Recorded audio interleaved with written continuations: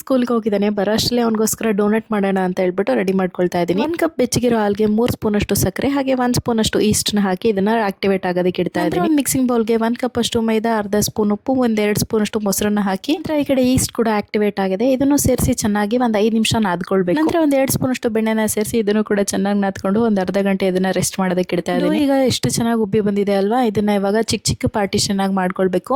Round ಆಗಿ doughnut shaping ಮಾಡ್ಕೊಂಡು ಅದನ್ನೇ ಸ್ವಲ್ಪ ಉದ್ಕೊಳ್ತಾ ಇದ್ದೀನಿ. ಮತ್ತೆ ಒಂದು 20 ನಿಮಿಷ ಇದನ್ನ ರೆಸ್ಟ್ ಮಾಡೋದಕ್ಕೆ ಇಡಬೇಕು. ಈ ತರ ಉಬ್ಬಿ ಬಂದಿರುತ್ತೆ. ಸೆಂಟರ್ ಅಲ್ಲಿ ಈ ತರ ಚಿಕ್ಕ ಚಿಕ್ಕ ಹೋಲ್ ಮಾಡ್ತಾ ಇದ್ದೀನಿ. ಈ ಕಡೆ ಎಣ್ಣೆ ಕಾಯೋದಕ್ಕೆ ಇಡ್ತಾ ಇದ್ದೀನಿ. ಎಣ್ಣೆ ಚೆನ್ನಾಗಿ ಕಾದ್ಮೇಲೆ ಮೀಡಿಯಂ ಫ್ಲೇಮ್ ಅಲ್ಲಿ ಒಂದು 3-4 ನಿಮಿಷ ಇದನ್ನ ಫ್ರೈ ಮಾಡ್ಕೊಂಡ್ರೆ ಸಾಕಾಗುತ್ತೆ. ಎಷ್ಟು ಪರ್ಫೆಕ್ಟ್ ಆಗಿ ಬಂದಿದೆಯಲ್ಲ, ಇಷ್ಟ ಆದ್ರೆ ಸಾಕಾಗುತ್ತೆ. ಇನ್ನ ಚಾಕ್ಲೇಟ್ ನ ಸ್ವಲ್ಪ ಮೆಲ್ಟ್ ಮಾಡ್ಕೊಳ್ತಾ ಇದ್ದೀನಿ. ಡಾರ್ಕ್ ಚಾಕ್ಲೇಟ್ ಬಿಸಿ ಆಗಿರುವಾಗಲೇ ಮೇಲ್ಗಡೆ ಕೋಟಿಂಗ್ ಮಾಡ್ಕೊಳ್ಬೇಕು. ಸ್ವಲ್ಪ ತಣ್ಣಗಾದ್ರೆ ಗಟ್ಟಿ ಆಗ್ಬಿಡುತ್ತೆ. ಚಾಕ್ಲೇಟ್ ಬೇಡ ಅನ್ನೋರು ಮಿಲ್ಕ್ ಚಾಕ್ಲೇಟ್ ನ ಕೂಡ ಬಳಸ್ಕೊಳ್ಬಹುದು. ನೋಡ್ತಾ ಇದ್ದೀರಲ್ಲ ಎಷ್ಟು ಸಾಫ್ಟ್ ಆಗಿ ಸ್ಪಾಂಜಿ ಆಗಿ ಬಂದಿದೆ ಅಂತ. ನೀವು ಕೂಡ ಮನೇಲಿ ಒಂದ್ಸಲ ಟ್ರೈ ಮಾಡಿ. ಮೆಜರ್ಮೆಂಟ್ಸ್ ನಾನು ಫಸ್ಟ್ ಕಮೆಂಟ್ ಅಲ್ಲಿ ಪಿನ್ ಮಾಡಿರ್ತೀನಿ, ಒಂದ್ಸಲ ಚೆಕ್ ಮಾಡಿ. ಖುಷಿಗಂತೂ ತುಂಬಾನೇ ಇಷ್ಟ ಆಯ್ತಂತೆ.